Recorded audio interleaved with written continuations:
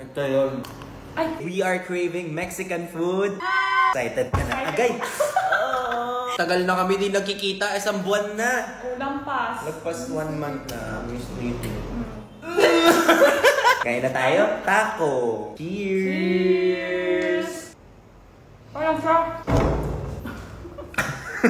Ako na ito, dami ng bukol. Quesadilla. Quesadilla. Cheese na lang. Wow. Cheers. Cheers. Not bad. Malasa cheese to. Sobrang cheesy. Ito, quesadilla din, pero beef naman laman. Beef.